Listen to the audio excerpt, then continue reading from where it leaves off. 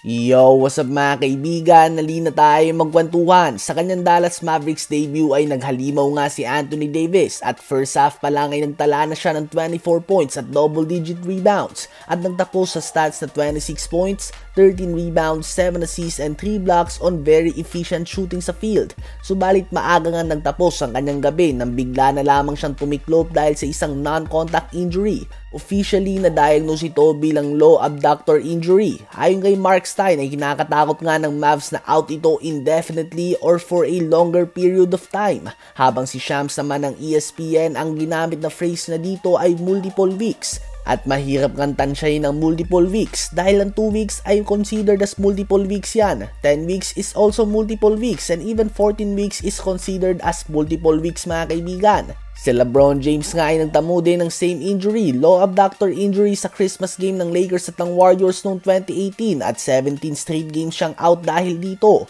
At ito nga ang kinakatakot ng Dallas Mavericks ngayon dahil nasa 8 seed lamang sila ng West. Isang talo lang ay tatabla na ang kanilang loss record sa 11 seed Golden State Warriors. At 3 lamang na talo sa 12 seed Portland Trail Blazers na nag-iinit na din sa ngayon. Sabihin na natin na mawawala ng 12 games si Anthony Davis dahil may All-Star Weekend break naman. Malaking kawalan pa din nga ito para sa Mavs na gustong umangat sa standings ngayon at maiwasan ang play-in tournament. Tila ba masyadong minadali nga ng Mavs ang pagbabalik ni AD sa injury at ang resulta nga nito ay ang mas mahabang pahinga.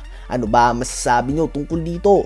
Habang inanunsyo naman kanina na out si Giannis Antetokounmpo sa NBA All-Star Weekend dahil sa calf injury. Subalit agad din naman daw ito na makakabalik matapos lamang ang All-Star Weekend. Kaya naman nga ang duda ng iba ay gusto lang nga daw nito na magpahinga at tila ba tinatamad nga daw ito na maglaro sa NBA All-Star Game kung saan hindi naman nagtutodo ang mga players at panay tira lamang ito sa may logo.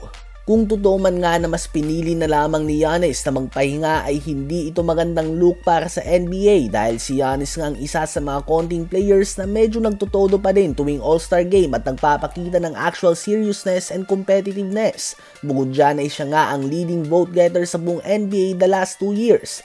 Well, kung ikaw nga ay si Giannis ay may jersey ka pa din naman, recognize ka pa din as the leading vote getter at nasa record pa din naman na All-Star ka sa taong ito. Kung hindi lang naman magtotodo sa All-Star Game ang ibang players at magmumukhang celebrity game lamang ito, mas mabuti pa nga talaga na magpahinga na lamang siya. Ang huling laro nga ni Giannis ay noong February 2 pa at ang sunod na laro ng Milwaukee Bucks matapos ang NBA All-Star Weekend ay sa February 20 pa nga mga kaibigan. So that is 18 days of rest nga kung sakali sa kanya.